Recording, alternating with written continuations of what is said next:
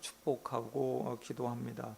오늘 우리에게 성령님이 임하셔서 말씀이 들려지게 하시고 말씀이 깨닫게 하시고 하나님의 음성을 듣는 그런 가장 복된 시간 되시길 주님의 이름으로 축복드립니다.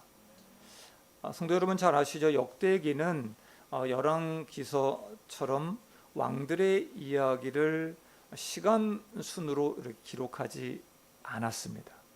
역대기 기자는 하나님이 말씀하시고자 하는 내용을 주제별로 그리고 역사적인 사건들로 재배열해서 기록한 책입니다. 역대기 기자는 역대상 13장에서 다윗이 하나님의 궤를 옮기려다가 실패한 이야기를 기록하였습니다. 그리고 15장에서는 다윗이 하나님의 말씀대로 율법대로 언약궤를 모셔오는 내용이 기록되어져 있습니다. 그런데 그 사이에 오늘 본문인 역대상 14장에 굳이 블레셋과의 싸움 이야기가 그곳에 들어가 있습니다.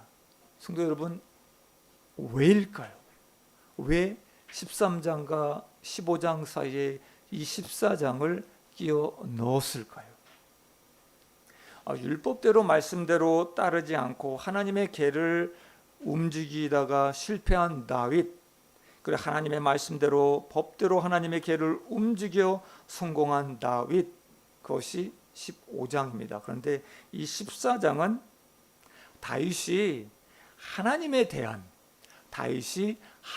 대한 중요한 믿음의 변화를 기록하고 있는 것을 우리는 주목할 필요가 있습니다. 그것이 무엇일까요? 역대기 기자는 14장에서 다윗의 믿음을 통해 다윗의 그 신실하심을 통해 언약궤를 모셔오는 것만큼 더 중요한 것을 저희에게 가르쳐 주고자 하십니다. 저는 그것이 무엇일까? 그것이 어떤 것일까? 14장의 내용 속에서 우리 다윗을 살펴보면서 하나님의 주신 은혜를 누릴까 합니다. 첫 번째입니다.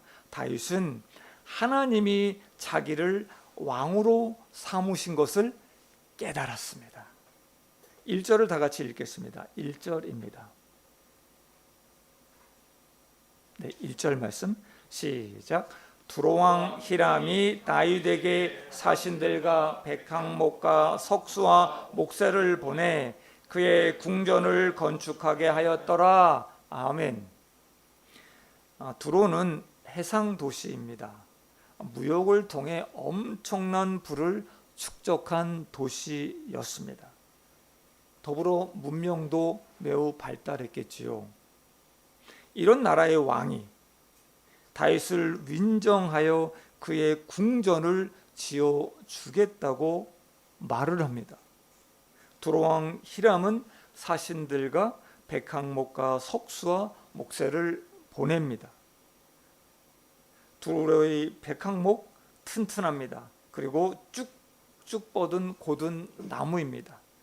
그 당시 최고의 건축 자재였습니다. 두로의 석수 또 목수 또한 그 당시에 최고의 전문가였습니다.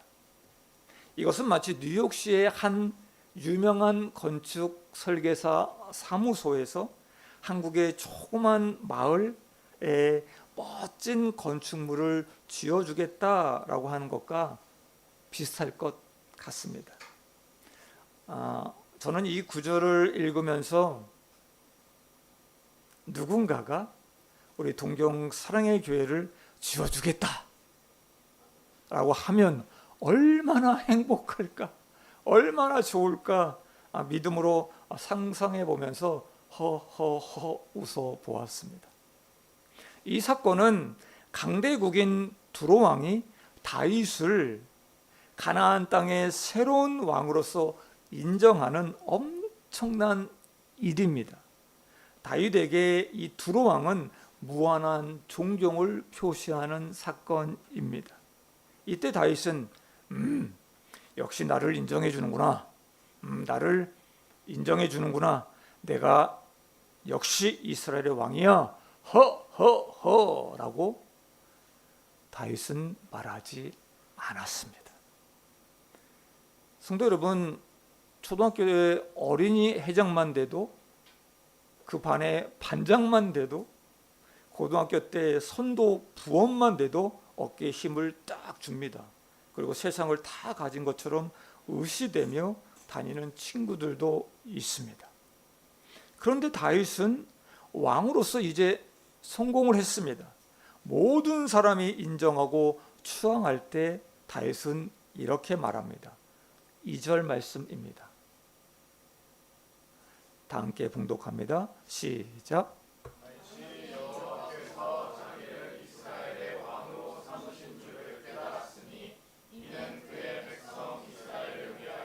그의 나라가 높이 들림을 받았음을 암이었더라. 아멘. 다윗은 2절에서 두 가지를 깨닫고 있습니다. 첫째는 내가 지금 이스라엘 왕이지만 나를, 자기를 왕으로 만들어 주신 분이 하나님이시다라는 것을 깨닫습니다. 다윗은 이 모든 것이 하나님의 주권임을 깨달았습니다. 여기서 깨달았다라고 사용한 단어는 히브리 말로 여러분 잘 아시죠? 야다라고 합니다. 야다, 깨달았다, 안다의 의미가 있습니다. 야다는 그냥 지식적으로 아는 것이 아닙니다. 삶으로 체험해서 아는 것을 말합니다. 다윗은 자신을 알았습니다. 다윗은 왕이 될 자격이 없는 자임을 알았습니다. 자신의 지혜, 능력, 타이밍으로 왕이 된 것이 아님을 알았습니다. 나를 왕으로 만들어 주신 그것은 전적으로 하나님이 하신 것을 깨달았습니다. 사무엘이 하나님의 명령으로 이새의 집에 옵니다. 그리고 왕이 될 자에게 기름을 부읍니다. 이때 이새는 다윗을 부르지 않습니다. 이새의 7 아들이 다 지나갑니다. 기름 부을 자를 하나님이 말씀하시지 않자 사무엘은 이새에게 아들이 더 없느냐 물었습니다. 이때 이새는 양을 치고 있던 목동 다윗을 그제서야 부릅니다. 아버지와 가족에게조차 아들로서 인정받지 못하고 자랐던 다윗, 그는 자신이 왕이 될 것이다 생각하거나 꿈을 꾸어본 적도 없는 사람입니다. 가족도 무시했던 나, 배운 것도 없고 가문도 좋지 않는 나, 왕이 될 자격이라고는 전혀 없는 나를 왕으로 만들어 주신 분, 그분은 우리 하나님이시다. 이것을 다윗은 알고 있었습니다. 이것을 삶에서 깨달았기에 다윗은 모두가 추앙하는 성공의 그 꼭대기에서 자칫 잘못하면 교만하여 타락해질 수 있는 바로 그때 하나님이 나의 왕이심을, 하나님이 나의 왕이심을, 그리고 그가 나를 왕으로 삼아 주셨다라고 고백할 수 있었던 것입니다. 둘째를 깨닫고 있습니다. 내가 왕이 된 것은 이스라엘 백성을 위한 것이다 라는 것을 다윗은 깨닫습니다. 성도 여러분, 고대 사회에서 백성은 왕의 도구일 뿐입니다. 그리고 무가치하고 먼지와도 같은 존재로 생각을 했습니다. 그런데 다윗은 이스라엘 백성 때문에 하나님이 자기를 왕으로 삼으셨다라고 말을 합니다. 왜 나를 왕으로 높이셨지? 왜 나를 왕으로 높이셨지? 그 물음에 대한 다윗의 대답입니다. 이스라엘 백성을 위하여 자신을 왕으로 삼아 주셨다라고 깨달았다라고 말하고 있는 것입니다. 성도 여러분, 놀랍지 않습니까? 요셉은 애굽의 총리가 되었습니다. 그 당시 애굽의 총리는 신과 같은 존재였습니다. 신과 같은 엄청난 자리에 앉은 요셉, 이렇게 말합니다. 하나님이 나를 총리로 삼아 주신 것은 가족을 위해서, 우리 민족을 살리기 위해서 하신 일이었다라고 요셉은 고백합니다. 모르드게는 에스더에게 이렇게 말합니다. 에스더 왕비여, 하나님이 왕비로 세워주신 이유가 이때를 이함이지 않습니까? 유다 백성을 구하라고 하나님이 왕비가 되게 해주신 것입니다 라고 모르드게가 말을 합니다. 백성들을 살리기 위해 왕비가 된 것, 이 파격적인 논리 위에 에스더는 받아들입니다. 그리고 죽으면 죽으리라 라고 나아갑니다. 하나님께서 저와 여러분에게 재능을 주시고 기회를 주시고 능력을 주시고 자원을 주신 그 이유, 그것으로 우리의 깃발을 높이 세우라라는 의미가 아닙니다. 그것으로 하나님의 백성과 교회를 세우고 이 땅에 하나님의 나라를 세우기 위한 거룩한 도구로 사용되길 원하시는 것입니다. 아멘. 지금 내가 이 자리에 왜 있는가?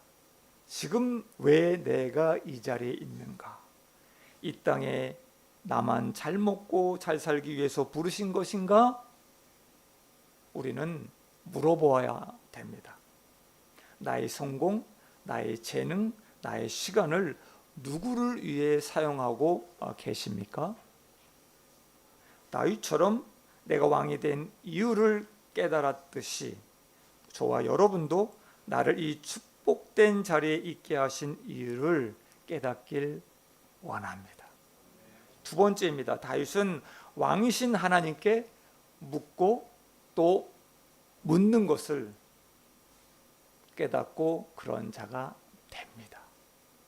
다윗은 하나님의 궤를 옮기면서 어떻게 옮겨야 될까, 어떻게 옮겨야 되는지를 묻지 않았습니다. 지휘관들을 모으고 계획을 세웁니다. 그리고 사람들을 동원하고 철저히 준비했으나 묻지 않았습니다. 그런데 다윗은 이제 묻는 인생이 되었습니다. 아멘.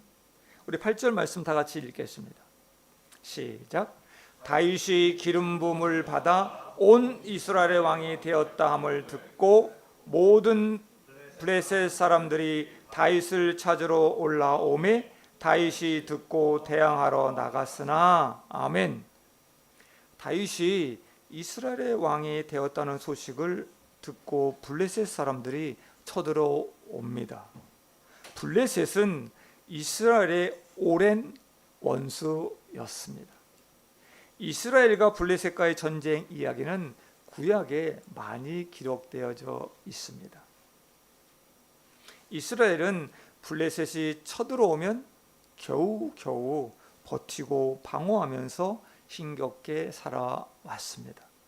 마치 옛날 우리나라가 오랑캐 또 외적으로부터 침략당하여 괴롭힘을 당하고 살았던 것과 비슷할 것 같습니다.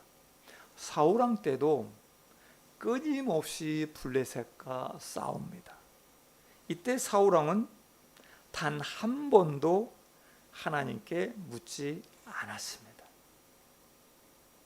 지난주 보았던 역대상 13장 3절에 이렇게 기록하고 있어요. 사울 때에는 우리가 하나님의 궤 앞에서 묻지 아니하였다라고 기록되어져 있습니다.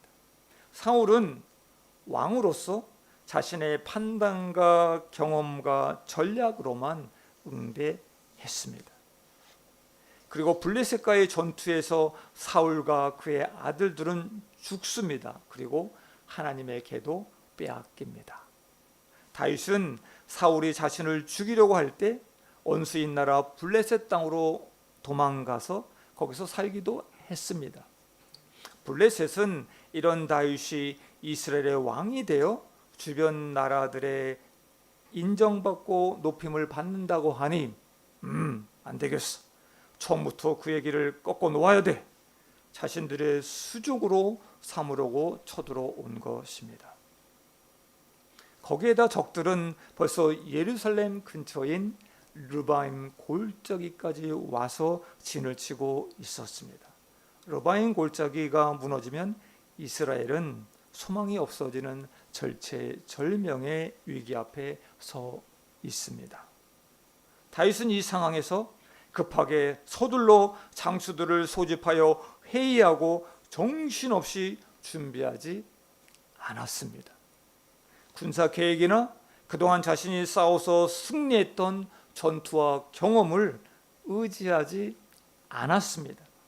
다윗은 이 위기 상황에서 어떻게 반응했습니까? 우리 10절 말씀을 다 같이 봉독합니다. 시작.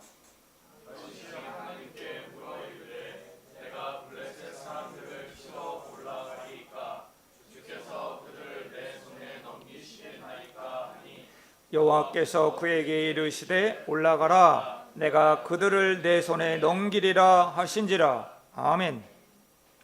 다윗이 하나님께 물어 이르되, 다윗이 하나님께 물어 이르되.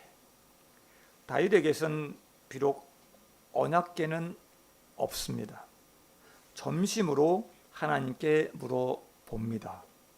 제가 싸우러 가는 것이 하나님의 뜻입니까? 제가 싸워야 됩니까? 다윗은 전쟁의 주권이 나에게 있지 않음을, 하나님께 있음을 고백한 것입니다. 하나님이 즉시 응답해 주십니다. 올라가라, 올라가라. 내가 그들을 내 손에 붙이리라, 내 손에 넘기리라 말씀하십니다. 다윗은 이 약속을 붙들고 확신을 가지고 나아갑니다. 그리고 바알 브라심에서 대승을 거둡니다. 바알은 블레셋의 대표적인 신입니다. 그리고 브라심은 쪼개다, 흩으시다라는 의미를 갖고 있습니다. 하나님은 다윗에게 약속하신 대로 이스라엘의 대적 블레셋을 물을 쪼갠같이 완전히 흩어 버리십니다. 아멘. 완전 대승을 거둔 것입니다. 이것은 정말 있을 수 없는 일입니다. 왜냐하면 블레셋은 그 당시 철기 문명의 혜택을 받습니다. 그리고 칼부터 시작해서 전쟁의 모든 도구가 칼로 되어 있습니다. 그런데 이스라엘은 아직도 대부분 청동으로 되어 있어 칼로만 싸워야 했습니다. 철과 청동의 대결, 이 상황에서 대적을 완전히 흩어버린 이 싸움에서의 승리, 이것은 하나님이 일구어내신 기적입니다. 그리고 다윗은 승리의 순간에 외칩니다. 내 칼이 내 전략이 이긴 것이 아니라 하나님이 내 손을 통하여 이기게 하셨다라고 다윗은 소리를 칩니다. 그러나 여기서 전쟁이 끝이 나지 않습니다. 대패한 블레셋은 분이 납니다. 요시, 다시 대열을 가다듬자. 훨씬 더 강력한 군대를 만들어 쳐들어옵니다. 이전보다 더한 위기가 다윗에게 엄습해 옵니다. 바알 브라심에서의 대승을 거둔 이 다윗, 자신감이 넘쳐서 이전의 성공과 승리의 경험을 말하며 나아갈 수 있었습니다. 지난번에 그렇게 했지, 그때 승리했지, 걱정하지 말고 그때 한 대로 그 방법대로 할 수 있어 라고 다윗은 말하지 않습니다. 다윗 왕은 과거의 승리에 취해서 과거의 방법을 말하지 않습니다. 다윗은 하나님께 또다시 묻습니다. 14절 말씀입니다. 다 함께 봉독합니다. 시작. 다윗이 또 하나님께 묻자온데 하나님이 이르시되 마주 올라가지 말고 그들 뒤로 돌아 뽕나무 숲을 맞은편에서 그들을 기습하되. 아멘. 다윗은 성공 공식에 만족하지 않았습니다. 그리고 답습하지 않았습니다. 단지 하나님께 여쭙니다. 묻습니다. 다윗은 다시 한번 하나님의 얼굴을 구했습니다. 하나님, 말씀하여 주옵소서. 하나님, 말씀하여 주시옵소서. 하나님은 다윗에게 응답해 주셨습니다. 우리 15절 다 같이 읽겠습니다. 시작.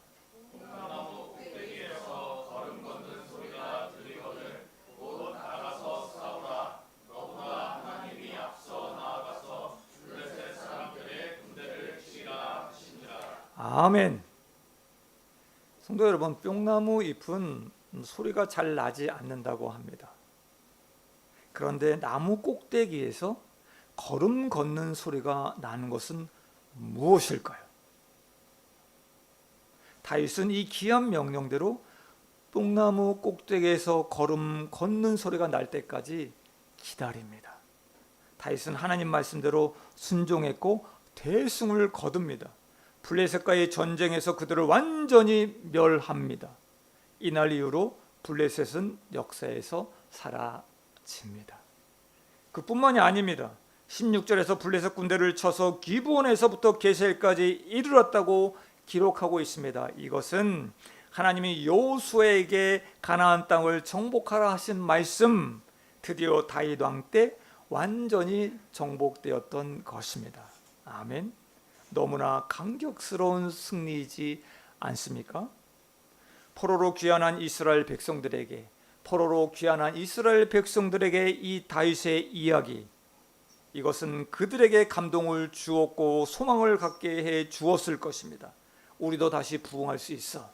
우리도 다시 일어날 수 있어. 저와 여러분에게도 이 소망의 메시지를 하나님은 주고 계십니다. 오늘의 이야기를 통해 소망을 갖는 저와 여러분에게 하나님이 주시는 메시지가 무엇인지 깨달으시기를 주님의 이름으로 축원드립니다. 아멘. 성도 여러분, 사람들은 실패할 때보다 잘 나갈 때, 성공했을 때가 더 위험한 때라고 이야기를 합니다. 왜냐하면 교만해져서 하나님을 잊어버리고 그냥 그것들이 점점점 망하게 되기 때문이다라고 말을 합니다. 오늘 다윗의 모습을 봅니다. 지난번에 우리 교회에 오셨던 한 분의 집사님이 생각이 났습니다. 그분은 교수로서의 삶을 살다가 지금은 성장 가도를 달리고 있는 대기업의 CEO가 되어 미국과 일본 전 세계를 다니고 계신 분이십니다. 그런데 그분은 지금의 이 자리가 하나님이 주셨음을 인정하셨습니다. 그리고 일본 지사를 오픈하기에 앞서 예배의 자리를 찾아 지키고자 우리 교회를 찾아오셨습니다. 그때 함께 얼마나 뜨겁게 같이 눈물로 기도했는지 모릅니다. 집사님은 다윗과 같이 깨달으셨고 살고 있었습니다. 하나님이 나를 높이셨구나. 나를 대표로 만들어 주셨구나. 내게 교회를 위해, 하나님의 나라를 위해 사용하라고 하시는구나. 성도 여러분, 성공의 자리에 계십니까?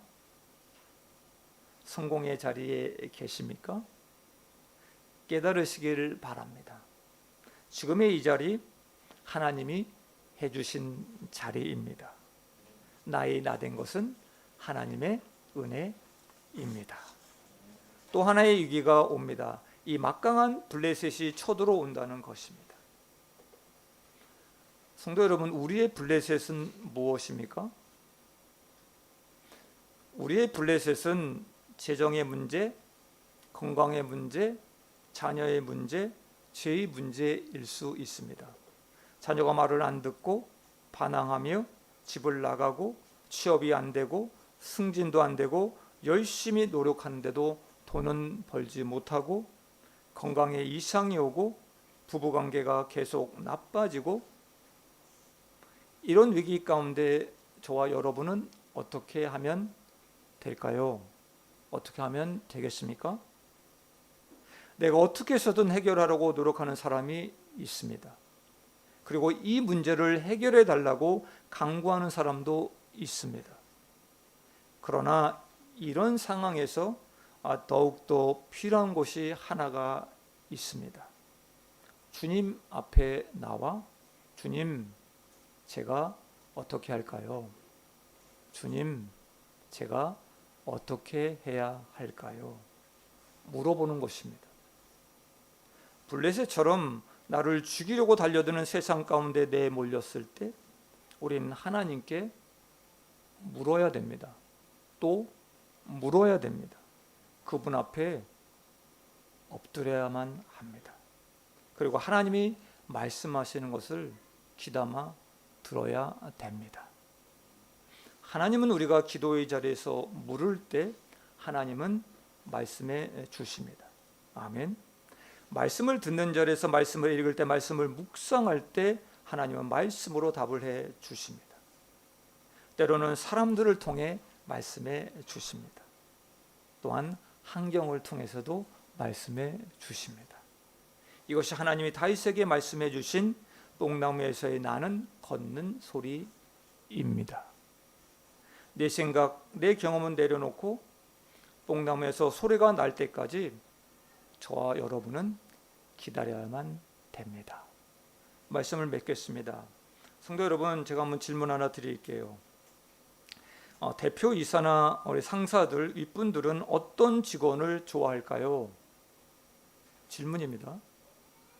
묻지 않고 알아서 일하는 사람을 좋아할까요? 아니면 물으면서 답을 듣고 일하는 사람을 좋아할까요? 전자입니까? 후자입니까? 전자도 있고 후자도 있을 것이죠. 상사들은 이렇게 생각을 했답니다. 묻지 않고 알아서 일을 처리해버리는 직원들에게 가끔 무시당한다는 느낌을 느낀다고 합니다. 그리고 그들에게 친근감을 느끼지도 못하고 오히려 미워하게 된다고 이야기를 합니다. 그런데 상사의 권위를 인정하고 묻고 또 묻고 일하는 직원은 그 상사가 부하 직원을 인정하고 사랑할 수밖에 없다라고 답을 합니다. 하나님께서는 늘 하나님께 묻는 이 다윗을 사랑해 주셨습니다. 그리고 내 마음에 합한 자라고 하나님은 말씀해 주셨습니다. 이제 다윗과 하나님 사이에 하나님의 개의 존재 여부 그리 중요하지 않습니다. 왜냐하면 다윗은 하나님의 개의 유무보다 하나님을 나의 왕으로 삼고 인정하고 그분을 믿고 신뢰하며 묵고 사는 삶이 얼마나 중요한지를 야다 경험하게 되었기 때문입니다.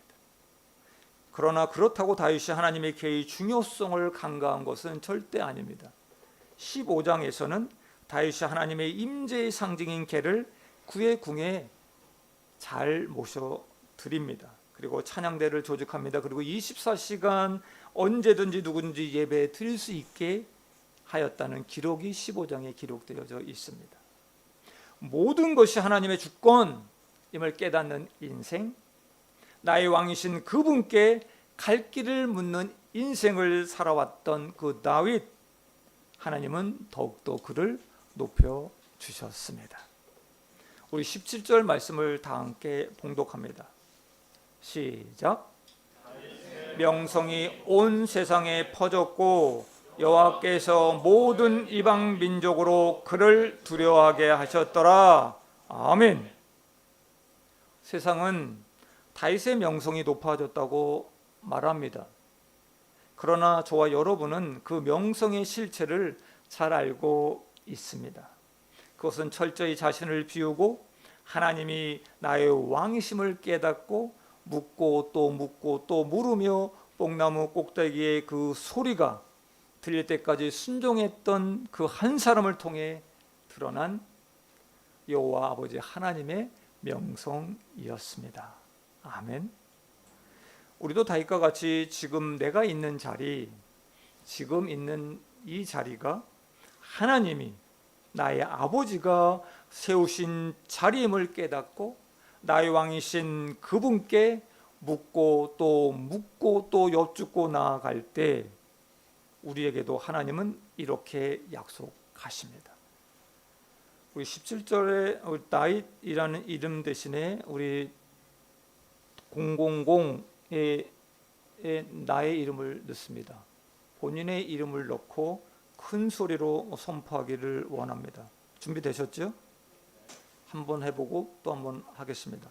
시작. 박천의 명성이 온 세상에 퍼졌고 여호와께서 모든 주변 사람들로 나를 두려워하게 하셨더라. 아멘. 한 번 더 하겠습니다. 선포하는 겁니다. 믿음으로 받으시기 바랍니다. 시작. 박천의 명성이 온 세상에 퍼졌고 여호와께서 모든 주변 사람들로 나를 두려워하게 하셨더라. 아멘. 사랑하는 성도 여러분, 성공의 자리에서 하나님이 하셨음을 인정하시길 바랍니다. 나를 죽이려고 오는 낙심의 자리, 실패의 자리, 좌절의 자리, 아픔의 자리에서 성도 여러분, 하나님 앞에 물으시고 하나님 앞에 엎드리시길 바랍니다. 하나님 어떻게 할까요? 하나님 제가 어떻게 하기를 원하십니까? 주님의 뜻은 어디에 있습니까? 물으시길 바랍니다. 그리고 잠잠히 귀를 기울여 뽕나무 꼭대기에서 걷는 소리를 들으시기를 바랍니다. 소리가 들리면 즉시 순종하고 나아가십시오. 그러면 하나님이 앞서 행하실 것이고 우리를 승리케 하실 것입니다. 하나님은 저와 여러분의 왕이십니다. 내 마음대로 해결하지 말고 왕이신 하나님께 묻는 또 묻는 인생 되길 원합니다. 그래서 날마다 매일매일마다 하나님의 명성을 위한 삶을 살아드리는 저와 여러분 모두가 되길 주님의 이름으로 축원드립니다. 기도하겠습니다. 주님,